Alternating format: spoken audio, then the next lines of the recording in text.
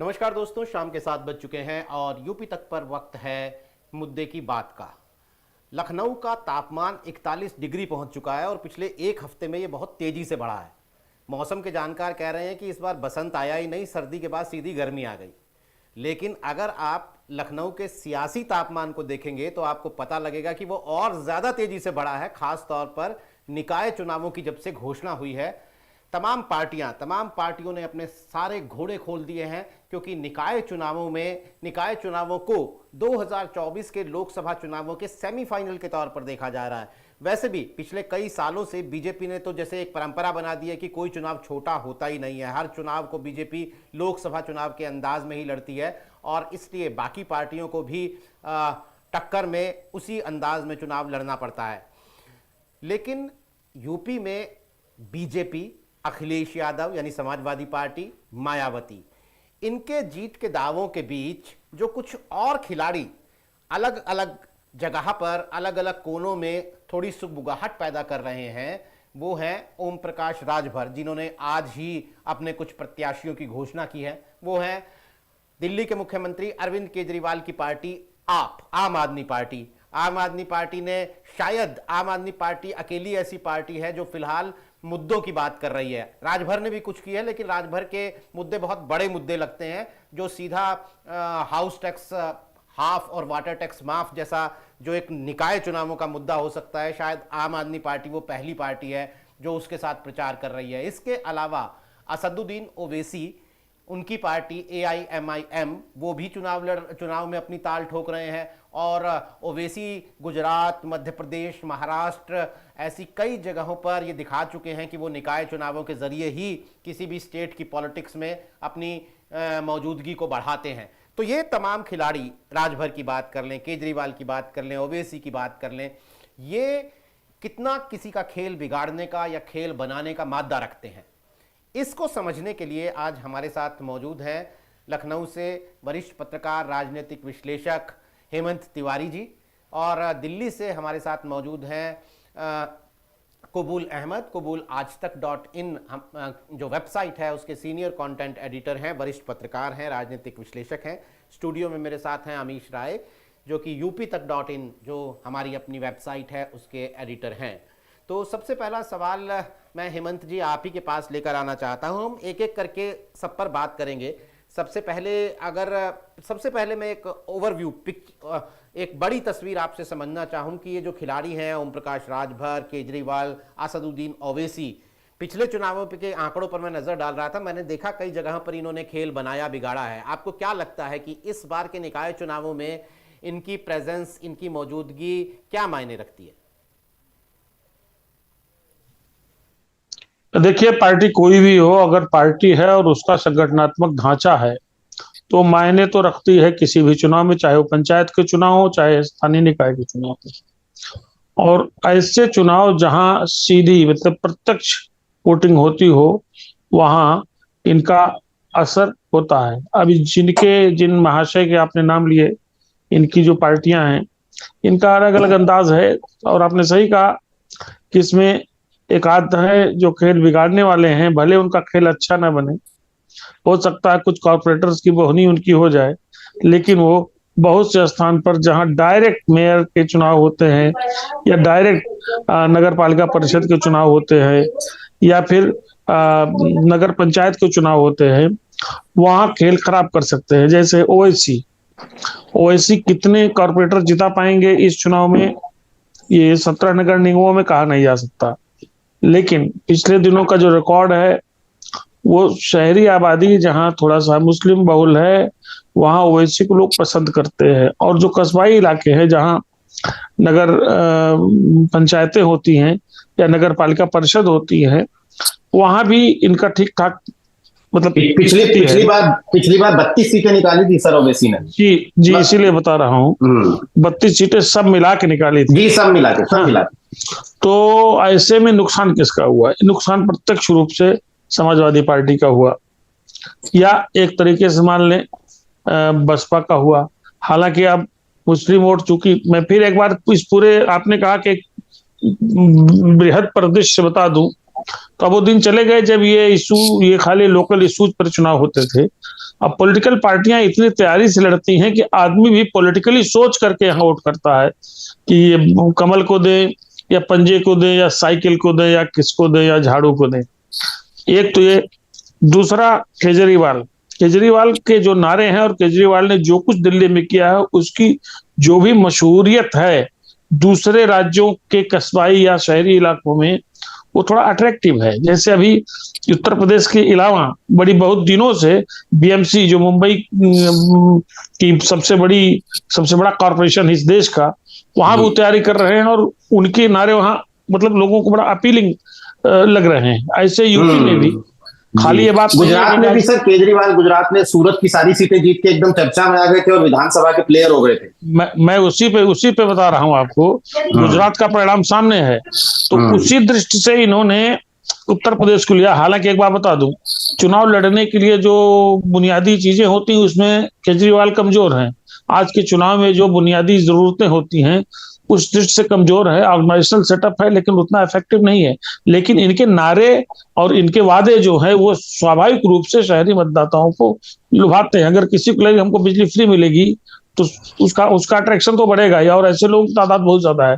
तो अरविंद केजरीवाल इस बार खाली एनसीआर यानी नोएडा और गाजियाबाद ही नहीं, वो और भी शहरों में जो उत्तर प्रदेश के बड़े शहर हैं, खासतौर से जो कवाल टाउन है, यहाँ अच्छा परफॉर्म कर सकते हैं और कई स्थानों पर उनके उम्मीदवार जीत सकते हैं। हालांकि चाहे केजरीवाल हो, चाहे ओवैसी हो, चाहे ओम प्रकाश राजभर पे भी आ रहा हूं, ये जो खिलाड़ी हैं इनके लिए मेयर के प्रत्यक्ष चुनाव में जीत का खाली सपना भर है। ये बहुत दूर तक वहां नहीं जा सकते हैं, क्योंकि भारतीय जनता पार्टी का एकाधिकार लगातार रहा है और अभी वातावरण में बहुत ज्यादा परिवर्तन नहीं हुआ है। तो ये मान के चलिए कि 17 में 15 से आसपास तो भारतीय जनता पार्टी की टारगेटेड सीटें हैं और उसके लिए उन्होंने पहले से काम करना शुरू कर दिया है।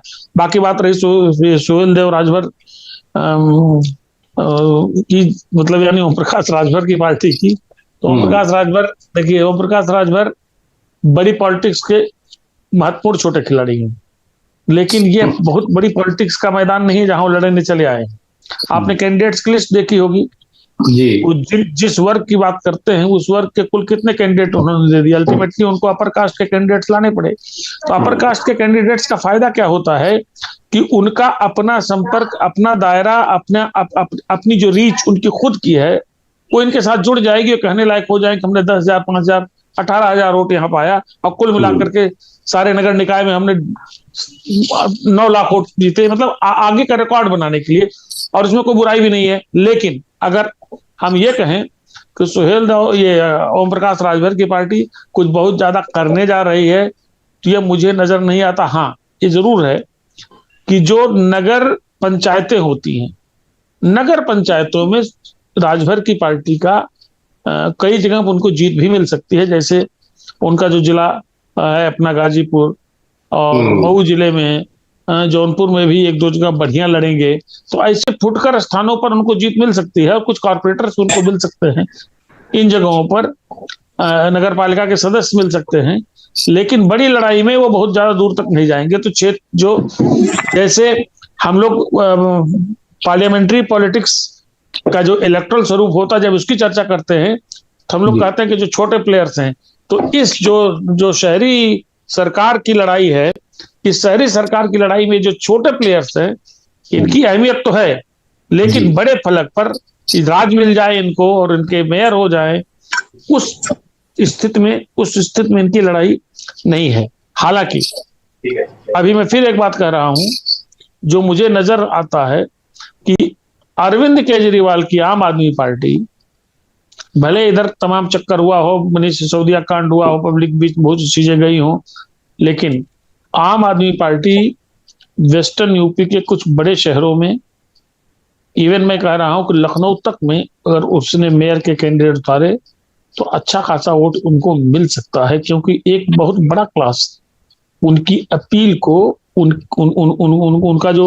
उनका काम करने का जो केंद्र है, उनके काम करने की जो स्टाइल है उसको पसंद करता है। इसका लाभ उनको मिल सकता है। फिर भी फाइनली बताऊं आपको, एक लाइन में जो मेरे समझ में आ रहा है कि भारतीय जनता पार्टी को फिलहाल इन चुनाव में बहुत ज्यादा बड़ी चुनौती नहीं मिलने वाली है। समाजवादी पार्टी का खेल, जैसे आपने कहा, बिगाड़ने में श्रीमान जो अपने ओवैसी साहब हैं, और ऐसा नहीं है कि भारतीय जनता पार्टी खेल खराब नहीं होगा। आम आदमी पार्टी की जो वोट काटती है उसमें काफी संख्या भाजपा के समर्थकों की होती है।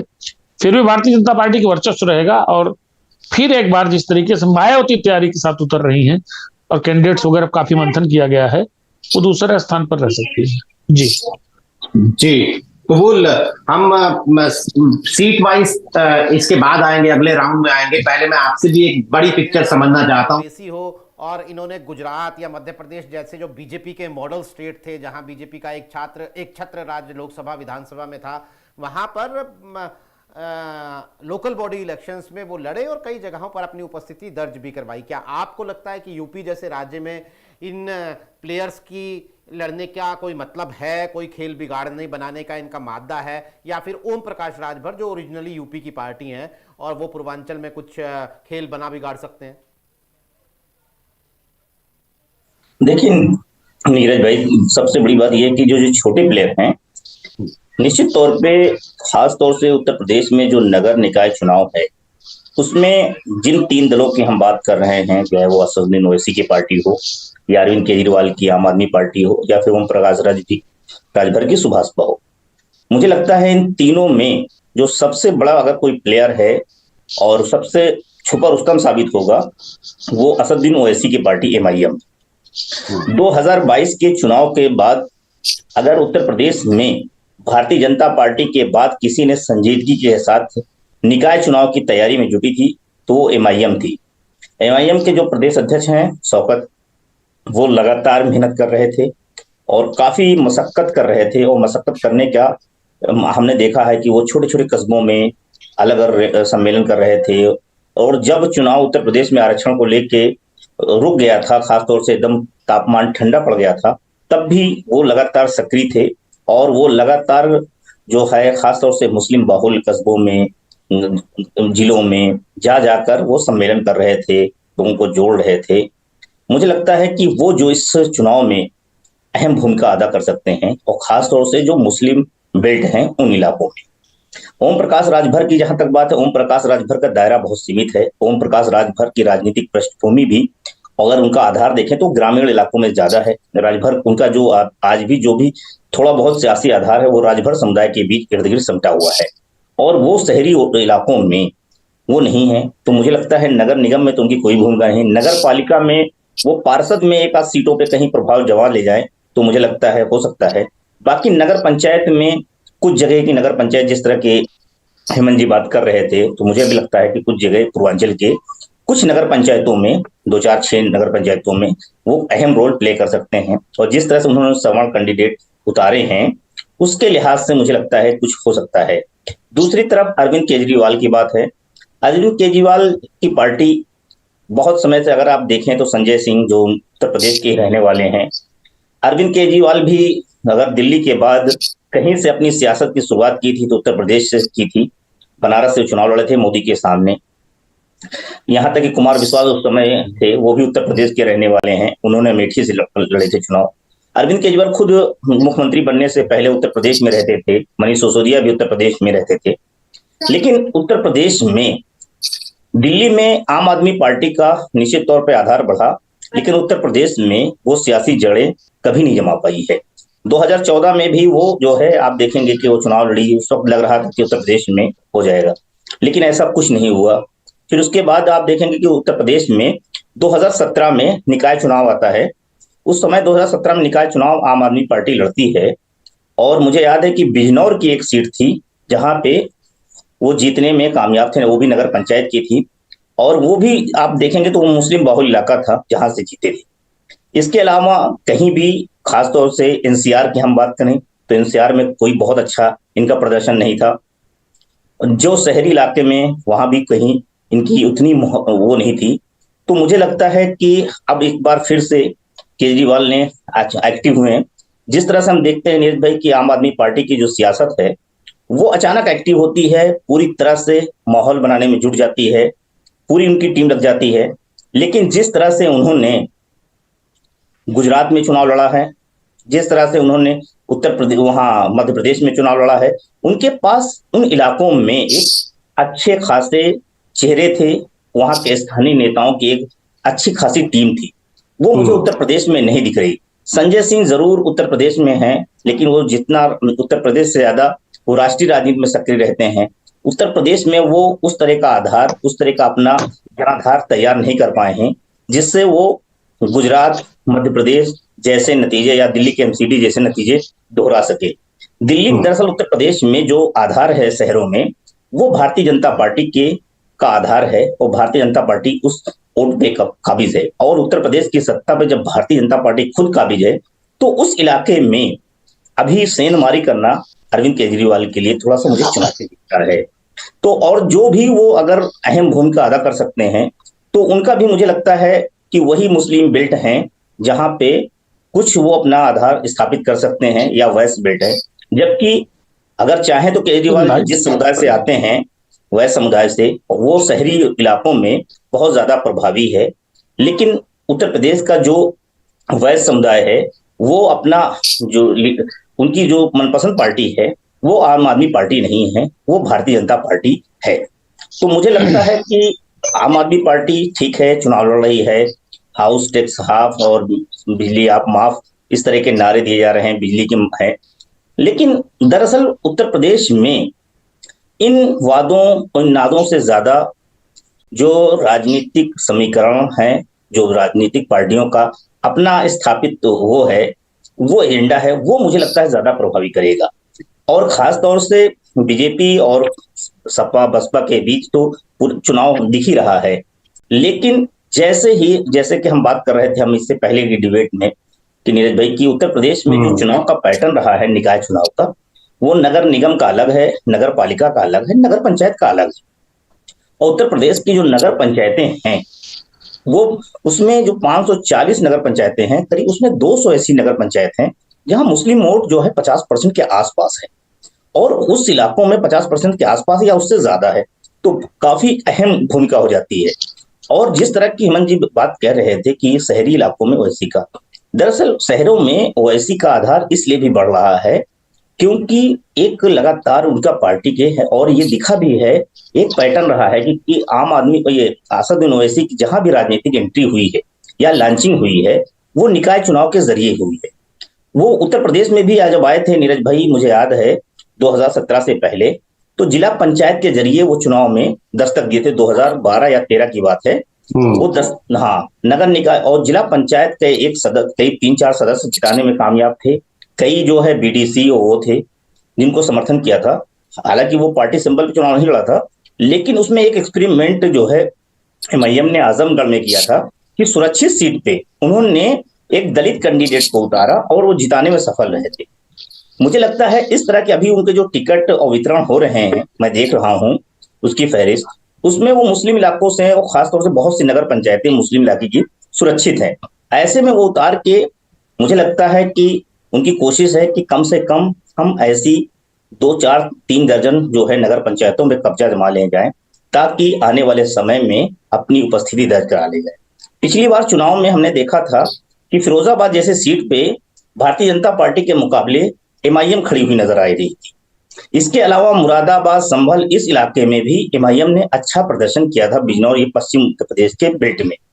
तो इसलिए इसके अलावा प्रयागराज में भी उनकी कुछ काउंसलर जीते थे। इसके अलावा हम चले जाते हैं तो पूर्वांचल में जो मुस्लिम इलाके हैं एक आध जगह, वहां पे भी उनका प्रदर्शन अच्छा रहा था। तो इसलिए मुझे लगता है, और उनकी जिस तरह की मेहनत और जिस तरह की इस बार कोशिश है, और असदुद्दीन ओवैसी की लोकप्रियता खासतौर से जो मुस्लिम यूथ है उसके अंदर अच्छी खासी है। अगर वो उत्तर प्रदेश में विधानसभा चुनाव की तरह आते हैं और प्रचार में उसी तरह की संजीदगी दिखाते हैं, तो मुझे लगता है कि बहुत अहम भूमिका में होंगे, वो अच्छी खासी सीटें जीतने की स्थिति में भी खड़े नजर आ सकते हैं। जी कबूल भाई, आपने काफी विस्तार से निकाय चुनाव में तीनों राजनीतिक दल जो कहने को तो उत्तर प्रदेश के लिहाज से छोटे कहे जा रहे हैं, लेकिन जिनका इम्पैक्ट, मैं आपके पास आऊं उससे पहले एक पोल का जिक्र कर देता हूं अपने दर्शकों के लिए, क्योंकि हम लोग यूट्यूब पर लाइव हैं, तो आपने वहां पर अपने दर्शकों के लिए एक पोल किया, एक सवाल पूछा है कि ओवैसी, राजभर और केजरीवाल, ये किसका खेल बिगाड़ेंगे? दर्शकों के सामने 3 ऑप्शन है, सपा, बसपा और भाजपा। इन तीनों ऑप्शन में कोई एक ऑप्शन चुनना है, और जैसे कि परिपाटी है, नीरज जब क्लोज करेंगे डिबेट को तो इसके नतीजे बताएंगे।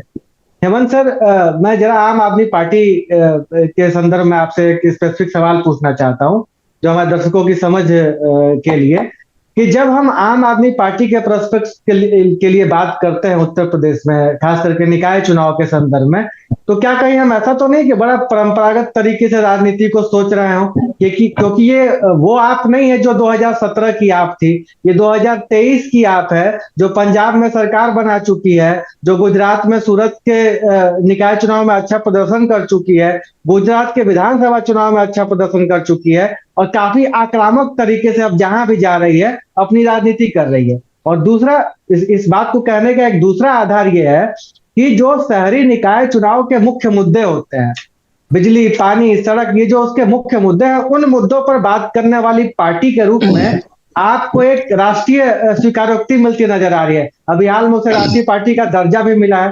तो क्या आपको नहीं लगता है कि जो उसके लोक लुभावने वादे हैं, और यूपी के जिन शहरों में से वो लड़ेंगे, उन शहरों की एक बड़ी आबादी दिल्ली में रहती है, जो देख रही होगी कि केजरीवाल का दिल्ली मॉडल क्या है? तो जब ये आबादी अपने घरों में होगी तो एक जो माउथ पब्लिसिटी होती है, क्या आपको नहीं लगता है कि ये नए तरह की राजनीति में आप कुछ ज्यादा शहरी निकाय चुनाव में अच्छा कर सकती है, और इसका अच्छा करना बीजेपी के लिए ज्यादा खतरनाक साबित हो सकता है? बहुत महत्वपूर्ण प्रश्न है, और पहले जवाब में भी मैंने इसको मेंशन किया था कि देखिए, राष्ट्रीय पार्टी हो गई आम आदमी पार्टी, लेकिन वो कौन से इश्यूज एड्रेस करती है इसको देखिए, तो एकदम लोकल इश्यूज एड्रेस करती है। यही तो कहा जाता है, निकाय के चुनाव लोकल इश्यूज के चुनाव होते हैं। राष्ट्रीय पार्टी पॉलिटिक्स में होने के बावजूद वो उन इश्यूज को एड्रेस करती है जो कॉमन आदमी से सीधे सीधे जुड़े हुए हैं। बिजली, पानी, पढ़ाई, अस्पताल, जो इन चुनाव में आदमी यही तो देखेगा, अस्पताल दवा मिलती है कि नहीं मिलती है, पानी साफ सुथरा मिलता है कि नहीं मिलता, सफाई है कि नहीं है। अब बिजली देखिए, हम आप भले न सोचे, मध्यम वर्ग और निम्न मध्यम वर्ग को अगर मुफ्त की बिजली मिल जाए, और आदमी क्यों इस पे आशंका व्यक्त करे, जब उसने दिल्ली का जो भी मॉडल है, दिल्ली में जो कुछ हो रहा है उसके बारे में अपने प्रियजनों से, अपने रिश्तेदारों से, परिचितों से, मीडिया से देखा सुना है। तो यह तो बहुत अपीलिंग। मैंने क्या कहा कि जो इशूज लेकर के आ रही है आम आदमी पार्टी, ये इशू पहले कोई सोचता था कि जाके पंजाब में सरकार बना लेंगे या गुजरात में इतना अच्छा परफॉर्म कर देंगे। अभी आप बीएमसी कलेक्शन होने दीजिए मुंबई में, आप देखिएगा मुंबई में बीएमसी कलेक्शन कोर्ट और तमाम चीजों के नाते चल रहे हैं, लेकिन मुंबई में हर मोहल्ले में, हर दूसरे घर में इस बात की चर्चा होती है कि दिल्ली में क्या कर दिया उसने आम आदमी पार्टी ने। जिस आदमी का बहुत बड़ा बेस, जिस पार्टी का बहुत बड़ा बेस नहीं, बहुत बड़ा पैराफर्डलिया नहीं उसके पास, उसके बावजूद उसकी चर्चा होती है, तो उत्तर प्रदेश में क्यों नहीं होगी? मैं इसीलिए कहता हूं कि उत्तर प्रदेश के जो बड़े निकाय हैं, यानी जहां महापौर के चुनाव होने हैं, वे 17 शहर, इन 17 शहरों में आम आदमी पार्टी, हमको तो लगता है कहीं ऐसी स्थिति न बन जाए कि जो मुख्य धारा की पॉलिटिक्स के दूसरे और तीसरे और चौथे नंबर के प्लेयर्स हैं, कहीं उनको न टक्कर दे। आम आदमी पार्टी दे सकती है, पब्लिक इन चीजों को चाहती है, जानती है, देखती है। देखिए, उत्तर प्रदेश में सरकार चल रही है, तमाम चीजें हैं, लॉ एंड ऑर्डर बड़ा प्राइम इश्यू होता है, उसको एड्रेस किया जा रहा है, माफियाओं का समापन हो रहा है। देखिए, आज एक माफिया कह रहे थे कि हमने माफियागिरी कभी बंद कर दी और हमको मिट्टी मिला दिया। ठीक है, ये सब ठीक है, लेकिन इससे जनता को क्या मिलेगा? जी, आपकी आवाज म्यूट हो गई है। नहीं, आ रही आवाज आ रही। जनता को चाहिए कि अगर हमको फ्री की बिजली मिल जाए तो क्या कहने हैं, जो कम तनख्वाह पाता है या रोज कुआं खोद करके पानी पीता है, उसको अगर बिजली मिल जाए तो क्या कहने। यहाँ तो बिजली वाले जाके दादागिरी करके किसी की बिजली जबरदस्ती काट चले आते हैं, हाँ, और उसका पेनाल्टी लगा देते हैं।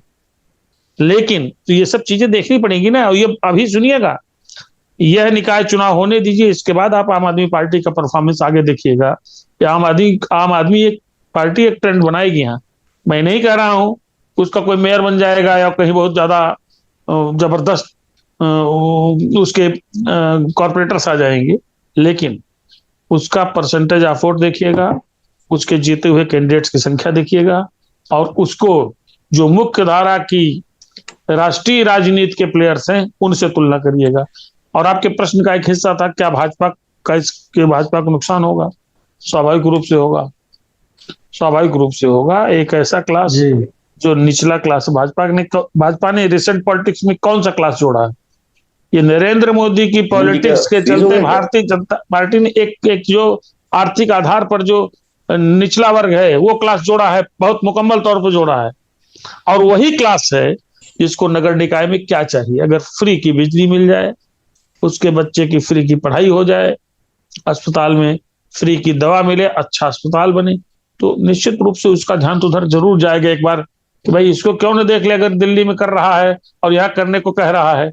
तो आम आदमी पार्टी के लिए यह एक थोड़ी सी सुखद स्थिति बन सकती है। हालांकि उसके बावजूद मैं एक बात बता दूं, बाकी दलों के मुकाबले आम आदमी पार्टी के पास उत्तर प्रदेश में वह पैराफर्नालिया नहीं है, उसके पास इतने अधिक वर्कर्स नहीं हैं तो कि जो जाके बूथ, इसलिए मुझे लगता है कि नगर पंचायतों और नगर पालिका परिषदों पर ज्यादा फोकस करने के बजाय आम आदमी पार्टी ये जो 17 बड़े शहर है जहां महापौर चुने जाने हैं, यहाँ उसका फोकस ज्यादा रहेगा।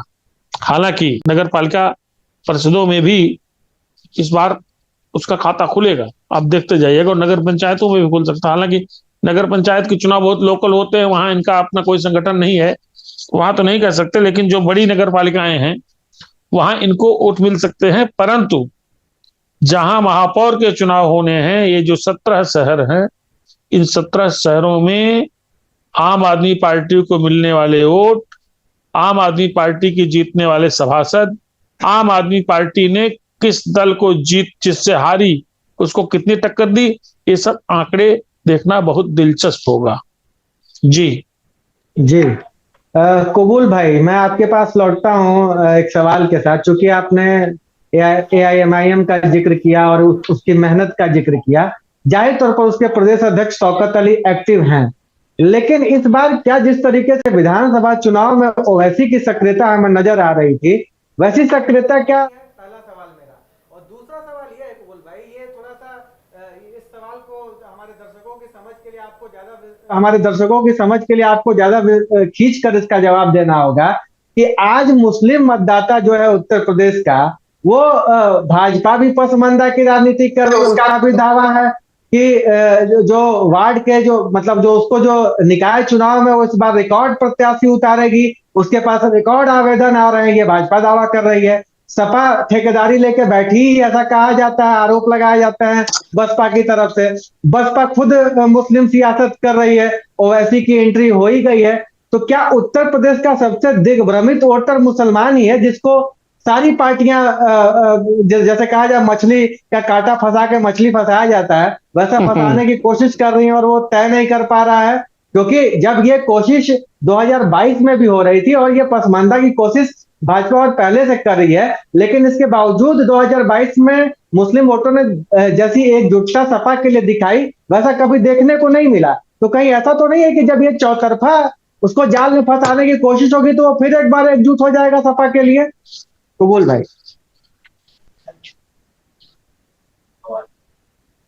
भाई, आपको मेरा सवाल सुनाई दिया?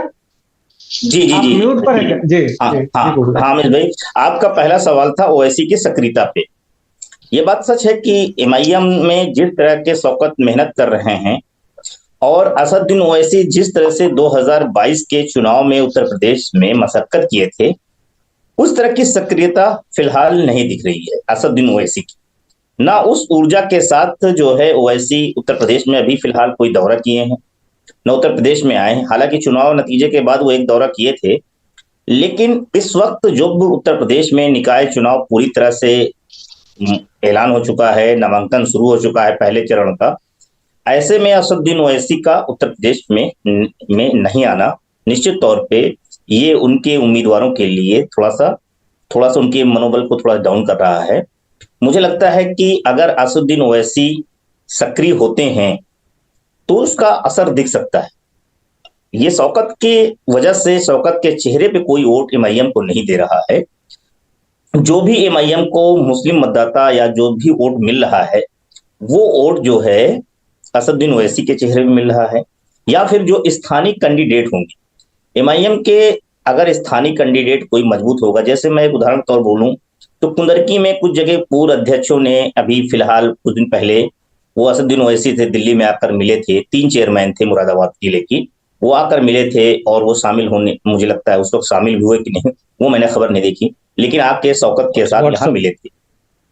तो मुझे लगता है कि अगर इस तरह के जो स्थापित नेता मुस्लिम हैं, अगर वो उनको ओवैसी उतारते हैं तो उनके चेहरे पे उन सीटों जगह तो जीत जाएंगे, लेकिन बाकी जगह जहां पे जो वोट असदुद्दीन ओवैसी के चेहरे आने से हो सकता है, प्रभावित हो सकता है, वो उनकी तरफ मुड़ सकता है, वो वोट मुझे लगता है ओवैसी के नहीं आने से वो वोट जो है कंफ्यूज होगा और वो वोट जो है एमआईएम को नहीं मिलेगा। ऐसी में कुल मिला के जो नुकसान होना है वो एमआईएम को होगा।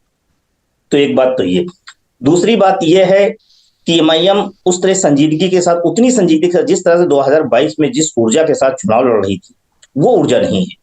क्योंकि वो ऊर्जा तब आती है जब उनका सेनापति साथ में होता है, जब उनका जो है तो सिपह सालार होते हैं, उनके अंदर भी एक ऊर्जा दिखती है। जब सेनापति ही मैदान में नहीं है तो सिपह सालारों के अंदर या सैनिकों के अंदर ऊर्जा कहां से आए? एक ये।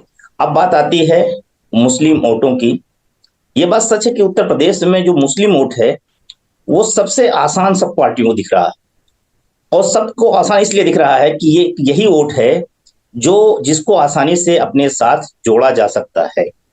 और उसकी वजह यह है कि 2014 के बाद जो उत्तर प्रदेश की सियासत बदली है, उसमें जो मुस्लिम वोट है वो जो जिस तरह से वो पहले एक तरह समय किंग मेकर की भूमिका में हुआ करता था, वो वोट अचानक जो है, जो मेजोरिटी पॉलिटिक्स शुरू हुई बीजेपी की, उसमें अप्रासंगिक हो गया है। और अप्रासंगिक होने की वजह से उसने तमाम प्रयोग करके देख लिए, लेकिन उत्तर प्रदेश में भारतीय जनता पार्टी को पिछले 4 चुनाव से उसका कोई असर नहीं दिखा। तो मुझे लगता है ऐसे में, और इस बार तो समाजवादी पार्टी को एक मुश्त वोट जाके देख लिया है, अब तक के इतिहास में सबसे ज्यादा वोट देख लिया है, उसके बाद भी भारतीय जनता पार्टी को नहीं हार पाया। तो मुझे लगता है उसके बाद राजनीतिक दलों ने सोचा कि सबसे आसान वोट है और सबसे सरल वोट है, अगर हम मुस्लिमों को जोड़ लें तो उत्तर प्रदेश की सियासत में अहम रोल प्ले कर लें। अब बात आती है कौन दल किस मकसद से जोड़ रहा है, ये देखना होगा। अब आइए कबूल भाई, इसमें एक चीज और ऐड कर देता हूँ, फिर आप अपना जवाब दीजिएगा।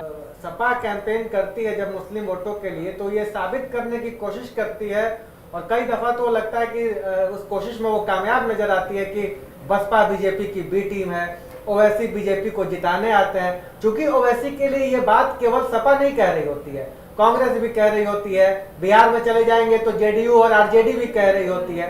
मतलब ओवैसी को हर जगह बीजेपी के बी टीम की तरह पेश किया जाता रहता है। तो इसका भी तो एक असर वोट जी।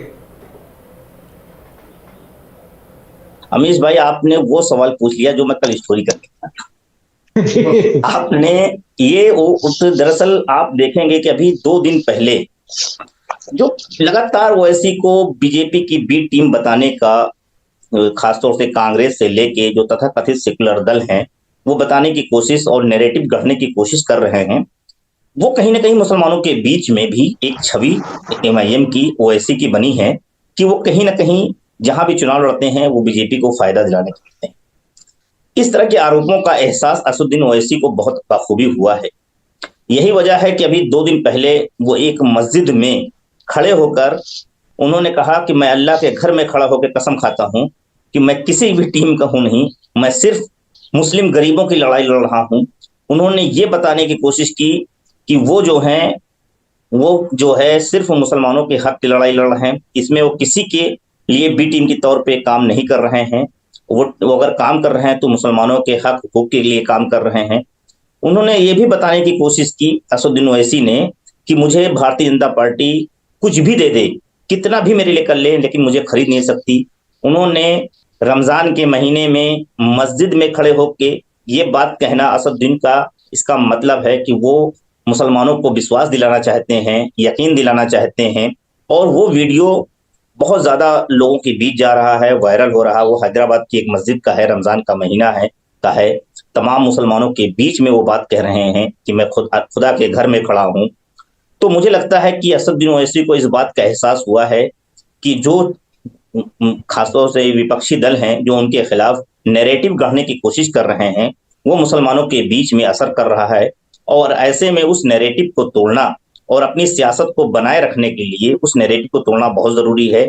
इसीलिए उन्होंने उसके लिए खुदा का घर चुना, जिसको मस्जिद कहते हैं, और वहां से कहना, क्योंकि लोगों मुसलमानों को एक यकीन है कि जो मस्जिद में खड़े होकर अगर बात कह रहा है तो झूठ नहीं कह रहा होगा।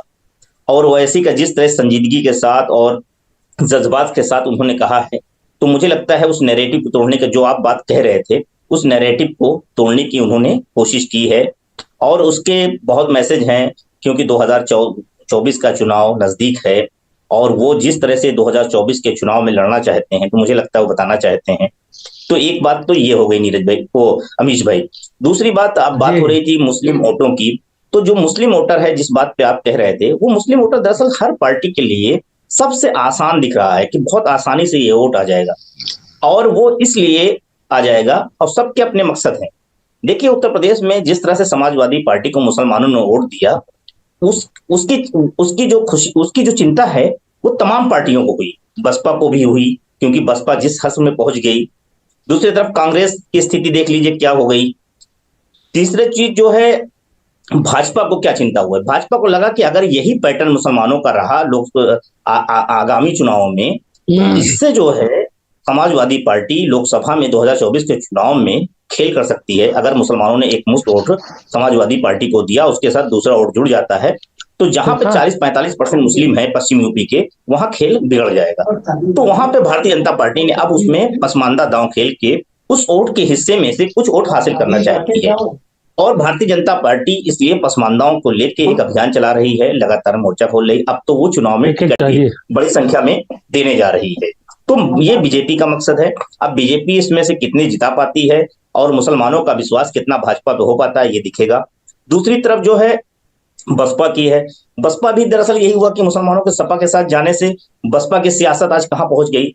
तो बसपा को भी लग रहा है कि अगर हमें अपने दोबारा से अपनी खोई हुई जमीन को वापस पाना है, ऐसे में अगर मुस्लिम वोट आ जाता है, तो दलित मुस्लिम कॉम्बिनेशन बना के हम उत्तर प्रदेश में अहम रोल प्ले कर सकते हैं।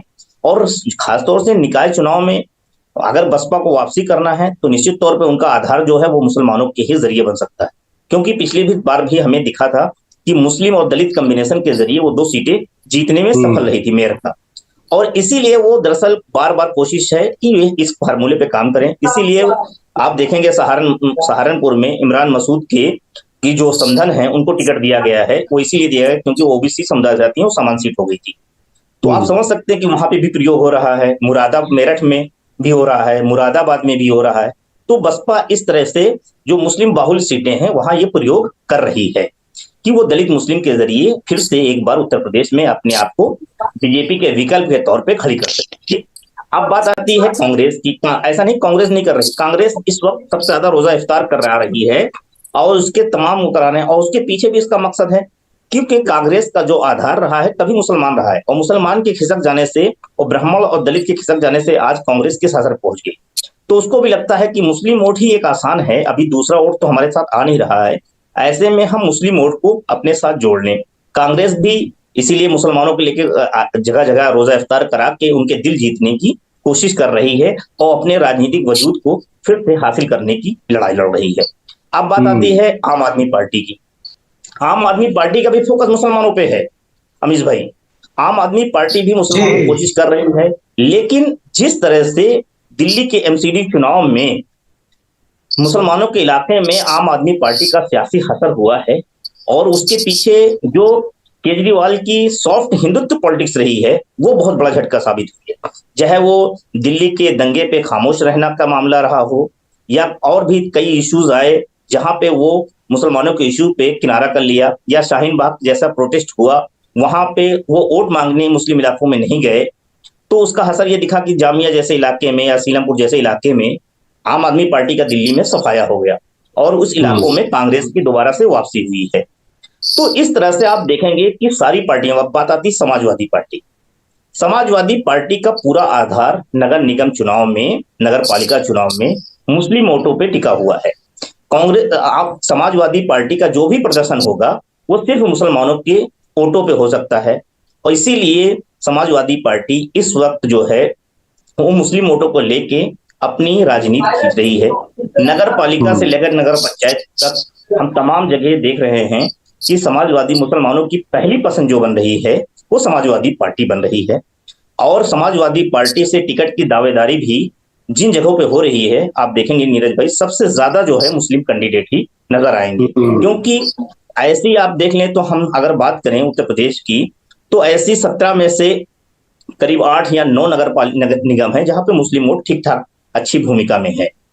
इसके अलावा सपा के पास दूसरा वोट नहीं है, कोर वोट बैंक, जिसके सहारे कर ले जाए। इसीलिए वो दलितों को भी साधने की कोशिश कर रही है, और वो वैश्य को से लेके कायस्थ और ब्राह्मणों को भी कोशिश करेगी, क्योंकि इससे पहले भी हमने देखा था पिछले चुनाव में कि ब्राह्मण, वैश्य और मुस्लिम कैंडिडेट पे दांव खेली थी, लेकिन वो उसमें से कोई भी सीट उनको नहीं मिल पाई थी। लेकिन 2017 से 2022 का परिदृश्य बदला है, और आज जो मुसलमानों की पहली पसंद 2022 में समाजवादी पार्टी बनी है, वो आज भी मुझे लगता है यथा स्थिति अभी उस तरह की बनी हुई है। उसमें जो मुझे थोड़ा बहुत सेंध लगा दिख रही है, वो दिख रही है एक बीएसपी का जो दलित मुस्लिम फार्मूला है, कुछ जगह बन रहा है और कुछ जगह वो स्थापित हो रहा है, और तीसरा एमआईएम का, एआईएम उसमें वो है। तो मुझे लगता है बसपा और एमआईएम लड़ती हैं तो सपा के लिए झटका होगा। बीजेपी पसमानदाओं के जरिए खासतौर से उन सीटों को जीतने की कोशिश कर रही है जहां पे वो कभी जीत नहीं पाई, जहां पे हमेशा मुस्लिम ही जीतते रहे हैं। तो इस बार कोशिश है कि अगर पसमानदाओं को हम उतार देते हैं, वहां हिंदू वोट और मुस्लिम वोट मिला के दी जाए। क्योंकि नगर पंचायत, नगर पालिका का एक अलग पैटर्न नीरज भाई हम बता दें आपको, जो बहुत दिलचस्प है कि नगर पंचायतों में हम देखते थे कि जैसे हिंदू वोटों में जातियों का ध्रुवीकरण होता था। कभी किसी चुनाव में देखते थे कि जैसे अलग अलग जाति, यादव, मुस्लिम, दलित, यादव, दलित, ब्राह्मण, है ना, वैसे इस तरह में बढ़ जाता था। और वैसे ही जब नगर पंचायत का और खासतौर नगर पंचायतों में हम देखा है, जब वहां चुनाव होता है तो हिंदू वोट जो है वो जातियों के बजाय वो हिंदू उस पे एजेंडे पे कायम रहता है, और मुस्लिम वोट जो है वो अंसारी, कुरैशी और इदरीसी, पठान, शेख, शिया, सुन्नी में बटा हुआ नजर आता है। और ये चीजें लगातार हमें दिखी हैं, और किसी भी नगर पंचायत में चले जाइए और जहां पे बराबर की 50-50% की मुसलमानों की है या 55-45 का रेशियो है, वहां पे ये आपको एक पैटर्न बहुत दिखेगा। तो ये भी है, इसीलिए और जहां पे मुसलमानों का दायरा 60% बढ़ जाता है तो वहां पे बीजेपी नहीं जीत पाती। इसलिए इस ऐसे में वो पसमानदाओं के जरिए कोशिश में है कि हम कम से कम मुसलमानों को दे के एक तो ये नैरेटिव तोड़ दें कि जो सब बीजेपी है वो मुसलमानों को टिकट नहीं देती वाला नैरेटिव टूट जाएगा। दूसरा है कि अगर मुसलमान आ जाता है, कुछ वोट भी आ जाता है, तो उससे आने वाले 2024 के लिए भी एक संकेत होगा, एक संदेश होगा, और एक मुस्लिम विरोधी होने की पार्टी का जो तमगा है उसका भी हम खत्म कर सकेंगे। तो भारतीय जनता पार्टी की ये कोशिश है, उसका लार्जर जो पर्सपेक्टिव है मुस्लिम को देने का, वो 2024 का चुनाव टारगेट है। बिल्कुल। वैसे अभी एक बड़ी इंटरेस्टिंग ब्रेकिंग न्यूज आई है कि फिरोजाबाद से समाजवादी पार्टी ने कैंडिडेट है मशरूर फातिमा।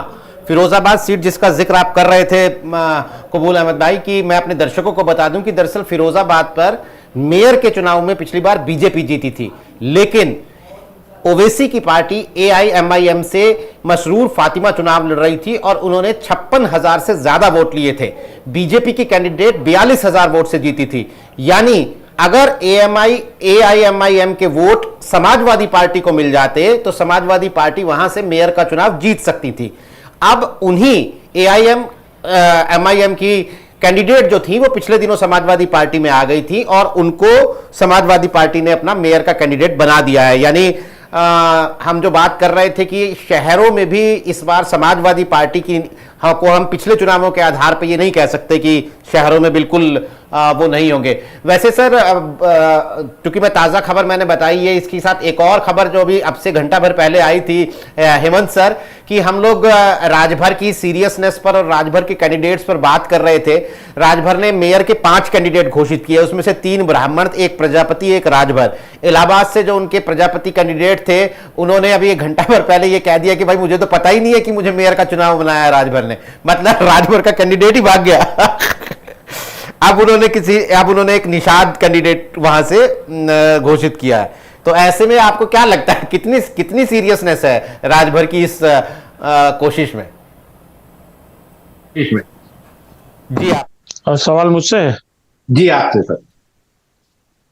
मैंने पहले ही आपसे कहा कि राजभर कोई सीरियस खिलाड़ी नहीं है इन चुनावों में। इन चुनावों में वो कभी लड़े भी हैं कि नहीं मुझे नहीं याद है। अगर लड़े होंगे तो क्या परफॉर्म किया, वो इतना हल्का होगा कि उसकी उस पर दृष्टि ही नहीं जा सकती। तो उनको मैं बहुत सीरियस कैंडिडेट नहीं मानता हूँ। लेकिन मैंने क्या कहा कि कुछ ऐसे कैंडिडेट जैसे अलका पांडे हैं, उनको अलका पांडे के अगर अपनी खुद की थोड़ी सी मशहूरियत है, अपने संपर्क हैं, तो उसके जरिए अच्छे कुछ वोट मिल जाएंगे। और बाकी सुनिएगा, ध्यान रखिएगा, ये मेयर वगैरह के चुनाव में 100, 200, 500, 1000 वोट तो जो निर्दलीय लड़ते हैं ना, जिनका कोई नाम भी नहीं जानता, उनको मिल जाते हैं। तो ये सब कुल मिलाकर के एक अच्छी खासी थोड़ी खूबसूरत सी संख्या हो जाएगी कि भाई हमको 12,000 वोट मिले लखनऊ में। आप समझ रहे हैं ना? ठीक ना? एक तो जो अनजाने में धोखे से वोट मिल जाते हैं, दूसरे जो जान करके उनके संपर्क वोट होंगे। क्योंकि इन शहरों में, इन जगहों पर उनका कोई ऐसा सिस्टम नहीं है, न लोकल इश्यूज को वो कभी एड्रेस करते हैं। तो वो ये अभी तो एक जगह हो सकता है एक आधा और कैंडिडेट चला जाए, लेकिन अगर शौकिया कोई लड़ाकू होंगे कि जिनको लड़ना ही लड़ना है, तो लड़ेंगे, अपना कुछ पैसा वैसा खर्च करेंगे, देखेंगे कहाँ से 10-5,000 वोट आ सकता है। पर अल्टीमेटली एक बात जानिएगा, फिर पता नहीं कि मुझे ऐसा लगता है, मैं कई साल बाद जब 89 में बहुत बरसे बाद, 1-2 दशक बाद शायद चुनाव हुआ था पहली बार नगर निकाय का, तब से लगातार मेरी दृष्टि रही है नीरज जी इन चुनावों पर। जी। मैं अभी मानता हूं कि इधर जो हालिया ट्रेंड बदला है, पॉलिटिक्स काफी धारदार हुई है, आदमी की दिलचस्पी पॉलिटिक्स में बढ़ी है, तब से थोड़ा सा पॉलिटिकल लाइन पर इलेक्शन होने लगा। एक वक्त था कि मतलब लोकल इश्यूज पर, लोकल लाइंस पर इलेक्शन हुआ करते थे। और मैं फिर कह रहा हूं कि जो जिनका जिक्र हमने किया, अरविंद केजरीवाल ने अच्छे कैंडिडेट दे दिए, और जो थोड़ा सा कैंडिडेट मतलब समझिएगा, ये उत्तर प्रदेश है। उत्तर प्रदेश में चाहे पार्लियामेंट के इलेक्शन हो, चाहे असेंबली के इलेक्शन हो, चाहे वो पंचायत के इलेक्शन हो, या फिर लोकल बॉडीज के इलेक्शन हो, इसमें एक बड़ी जरूरत होती है, आप धन धान्य से कितना परिपूर्ण हैं, यानी आपका माल कितना है, आप खर्च कितना कर सकते हो। खुलेआम खर्च होता है, खुलेआम खर्च होता है। बहुत जगहों पर वोट खरीदे जाते हैं, बल्क में वोट खरीदे जाते हैं। बहुत कैंडिडेट ऐसे होते हैं जो 3 साल खाली इस बात पर एक्सरसाइज करते हैं कि इस वार्ड में कितने कितने घर में कितने कितने वोट हैं। अगर किसी के यहाँ थोक में 20-21 वोट है, उस हिसाब से रेट तय हो जाता है, और ये तमाम चुनाव में चलता है। तो इस तरह की परिस्थितियां होती हैं। लेकिन मुझे लगता है कि ये जो बड़े दल हैं, इनके मुकाबले अप्रत्याशित नतीजा आम आदमी पार्टी ला सकती है। हालांकि इतना प्रत्याशित भी नहीं होगा कि उसको इनके बराबर में खड़ा किया जाए। लेकिन ये अभी कबूल अहमद ने एक बड़ी महत्वपूर्ण बात बताई कि ये जो इक्वेशन है कि मुस्लिम वोटों का डाइवर्जन अपनी ओर किया जाए। और एक बात ध्यान रखिएगा, जो मेरा अपना अंदाजा है कि अगर कोई मुस्लिम कैंडिडेट मायावती देती है मुरादाबाद में या सहारनपुर में या अलीगढ़ में, अगर मुस्लिम कैंडिडेट मायावती देती हैं, तो आप जान लीजिएगा कि वहां सीधी लड़ाई बसपा और भारतीय जनता पार्टी की। भारतीय जनता पार्टी तो सभी 17 मेयर के चुनाव में अभी फिलहाल माना जाता है कि नंबर 1 की लड़ाई लड़ती है। परिस्थितियों में ज्यादा बदलाव नहीं हुआ। नगर पालिका परिषदों में कुछ चीजें थोड़ी सी बदल जाती है। जैसे मिसाल के तौर पर बता दूं, कई जगह ऐसे हैं जहां जो निर्दलीय उम्मीदवार होते हैं वो जीत जाते हैं। तो ये बड़ी पार्टियां निर्दलीयों पर भी डोरा डाल रही हैं। जैसे भारतीय जनता पार्टी की लिस्ट में आपको कुछ नाम ऐसे जरूर मिलेंगे जो निर्दलीय या तो जीत चुके हैं, या निर्दलीय इतना प्रभाव उनका है कि वो 50,000, 60,000, 45,000 वोट ले सके। तो यहाँ ये भी क्वेश्चन चलता है, ये भी चल रहा है। जैसे आपने भी उदाहरण दिया ही फिरोजाबाद का।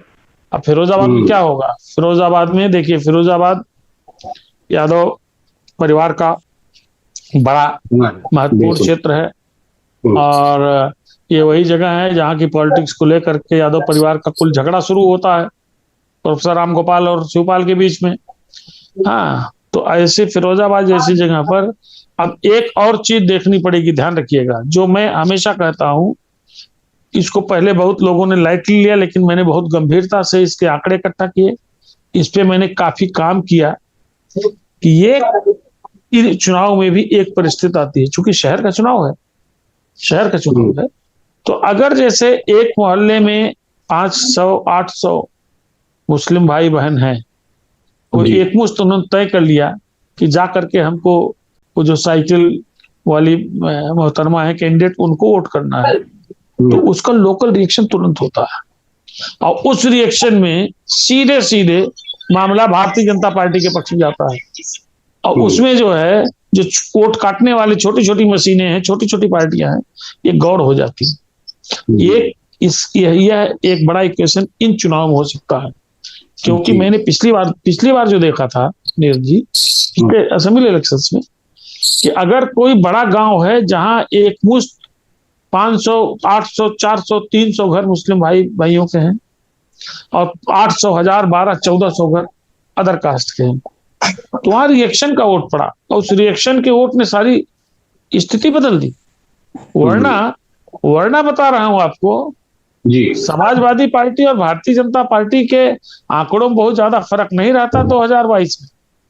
अखिलेश यादव ही नहीं कूद उछल रहे थे, बिल्कुल ऐसा नहीं था, ऐसी चीजें थी, तो इसका एक फायदा मिला, और ये लोकल बॉडीज इलेक्शन में एक मैटर हो सकता है। फिर भी जान लीजिएगा कि जो कोई लड़े, जितना भी लड़े, उसको लड़ना भारतीय जनता पार्टी से ही है, मेयर की सीटों पर, ज्यादातर नगर पालिका की हुई सीटों पर, लेकिन नगर पालिका की सीटों पर जाति और जात से अधिक धर्म, ध्यान रखिएगा, जाति और जात से अधिक धर्म ये मैटर करता है।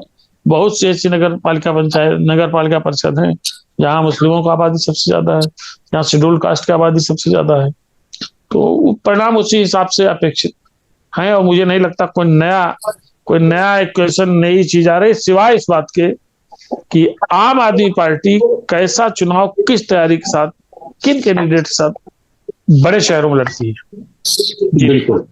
बिल्कुल कबूल भाई, हमने तमाम पार्टियों पर तफसील से बात की। दरअसल बीजेपी कल परसों और उसमें कहा कि भाई जो ये मंत्री हैं, विधायक हैं, बड़े पदों पर जितने भी लोग हैं, उनके रिश्तेदारों को टिकट नहीं देंगे, आप टिकट रिश्तेदारों के लिए मत मांगिएगा, परिवार वालों के लिए भी मत मांगिएगा। साथ में उन्होंने ये भी कहा कि भाई इससे अगर कोई नाराजगी पैदा होती है तो प्रभारी मंत्रियों की जिम्मेदारी है कि वो उस नाराजगी को दूर करें, पार्टी जो है वो बिखरी हुई नजर नहीं आनी चाहिए। तो जीत की संभावनाएं अगर हम ये कह रहे हैं कि बीजेपी की ज्यादा है, ज्यादा सीटों पर है, तो वहां बगावत का भी कोई डर बीजेपी को होगा, जो जाहिर तौर पर होता है, ज्यादा कंटेंडर हो जाते हैं एक सीट के लिए।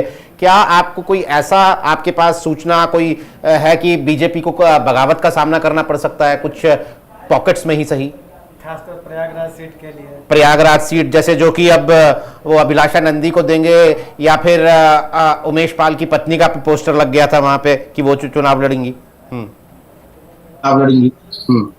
देखिए नीरज भाई, इसमें कोई शक नहीं कि इस वक्त भारतीय जनता पार्टी शहरी वोटों में, नगर निकाय चुनाव में सबसे मजबूत पार्टी है, लेकिन सबसे ज्यादा टेंशन भी उसे। आप देख लीजिए कि लगातार हर सीट पे एक दो कैंडिडेट दावेदार नहीं है, हर सीट पे दर्जन कैंडिडेट दावेदार है। प्रयागराज की सीट जिस समय ओबीसी हुई थी ना, 40 लोगों ने टिकट के लिए दावेदारी की रखी थी, 40 लोग टिकट मांग रहे थे, अलग अलग समुदाय के थे, अलग अलग जाति के थे, 40 लोग, हाँ 40 लोग प्रयागराज में टिकट मांग रहे थे।